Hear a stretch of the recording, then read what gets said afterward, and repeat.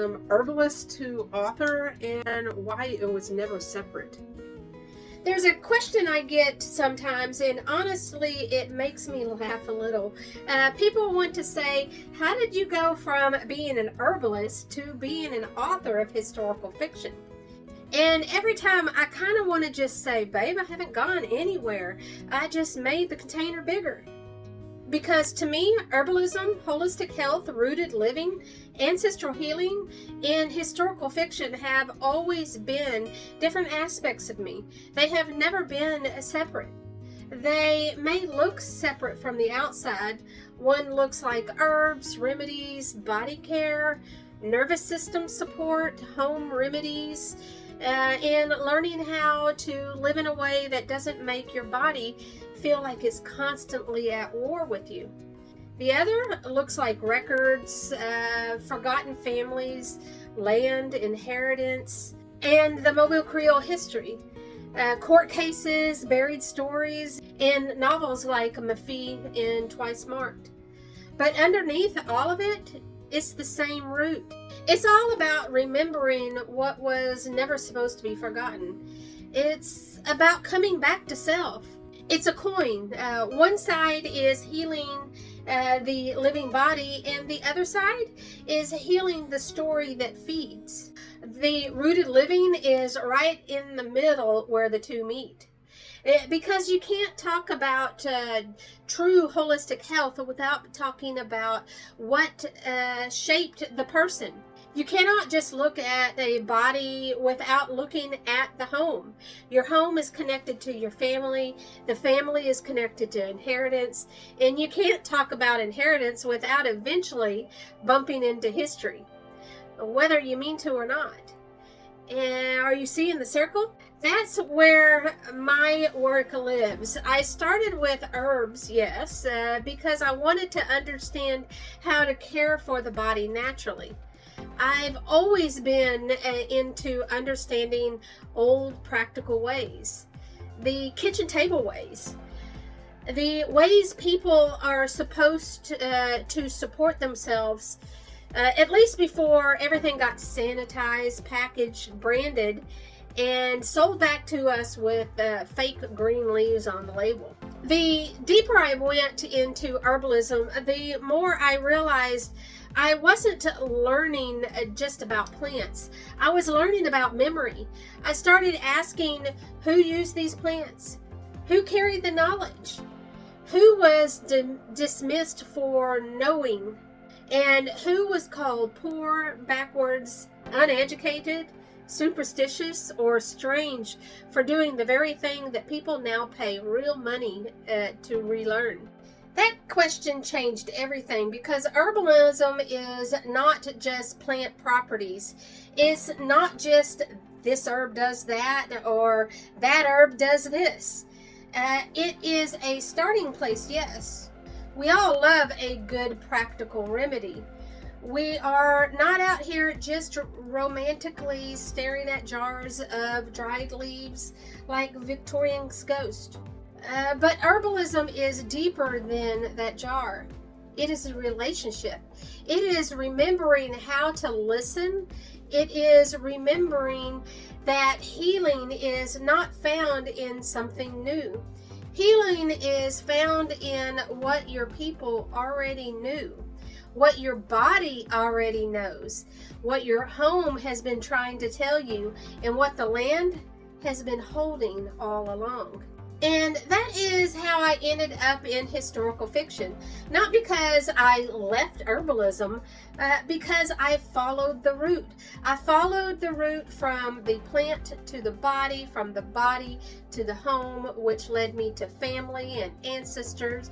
From ancestors, and of course, we go into the records and the land. When I started listening to the stories, it takes me right back to healing. That is not a career change, it's a root system. When I write historical fiction, especially in the world of the Mobile Creoles, I am still doing holistic work. I am just working on a different layer. In holistic health, we ask what the body is carrying. In herbalism, we ask what supports the body's needs. In rooted living, we are looking for the rhythm, the choices, the environment that helps us live well. With ancestral healing, we are asking what patterns did not begin with us. And in historical fiction, I ask what stories were buried, flattened, rewritten, or left out completely. I've dug them up and put them back together. That is the same work. Because a person is not just a body. A person is a story. A person is their inheritance. They are shaped by the land, the family, the memory, the culture, the loss, the survival, and all of the things that no one talks about at the dinner table because everybody decided silence was easier. Silence is not easier. It's just sending the bill to the next generation. That is why history matters to healing. Not history as in the dry dates and dusty names, but I mean history as living memory. History as the reason families carry the fear they cannot explain. The reason why land feels sacred. History when certain stories keep circling back. That is where fiction becomes medicine. Historical fiction lets us enter an emotional truth of what the records could only hint at. A document might tell us a woman existed. A story lets us feel her standing in the room. A court record might tell us there was a fight over land or inheritance or even legitimacy. A story lets us feel what it cost them. That is why my fiction and my healing work are connected. My herbal work says, come back to your body. My rooted living, it says, come back to your daily life. My ancestral work says, come back to the line you were supposed to be in. Historical fiction says, this is why we come back. All of it is a return. All of it is reclamation. And that is the real bridge. I didn't go from herbalist to historical fiction author. I went from tending to one kind of root to tending to them all. That is why I say it was never separate. Herbalism is not just about herbs. Holistic health is not just about symptoms. Rooted living is not just about making your home cute and lighting a candle. And historical fiction is not just about the past in a fake way.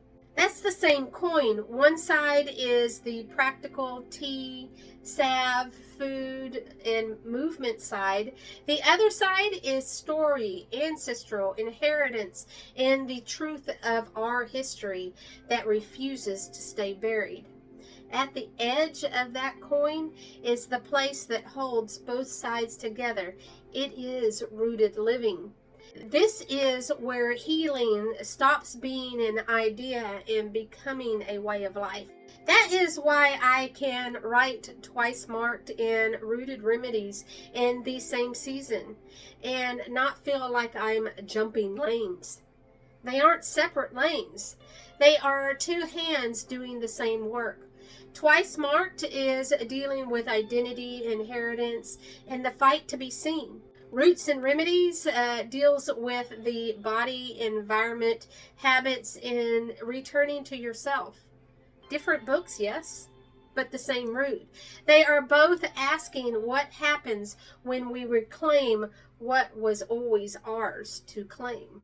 That question is bigger than genre. It's bigger than herbalist or author. That question is the thread through all my work. And honestly, I think this is why people get confused when they try to put me in one little box.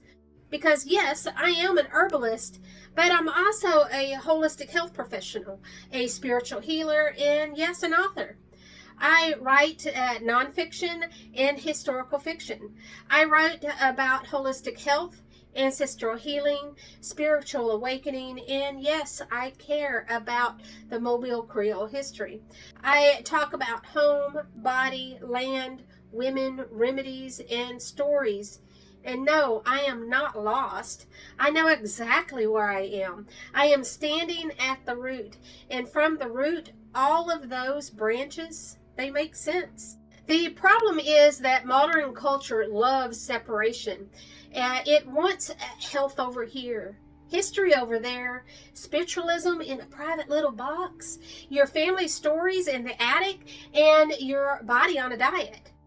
But real life is not separated like that. Your body remembers, your home holds energy, your family patterns that shows up in your choices. Your culture shapes your healing, your history lives in your nervous system more than we care to admit.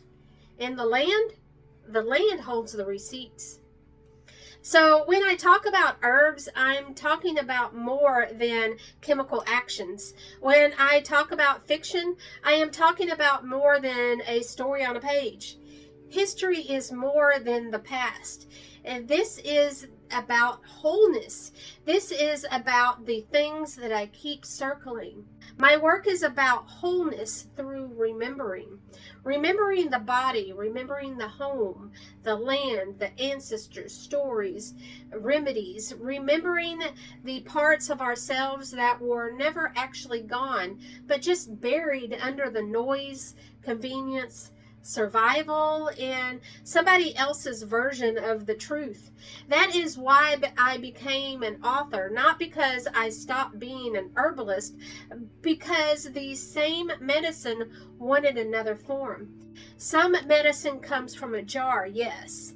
Some comes from a cup, through food. Yet other medicines, that comes through finally reading the story your soul was ready to hear. That matters. Stories can return to people themselves. That is why story matters. Story gives us room to feel what the official records could never fully hold. That is why I am a historical fiction writer. If you're interested in my work, there is a link in the description section. What are you working on? Let's continue the conversation in the comments below. I'll talk with you again soon. Peace.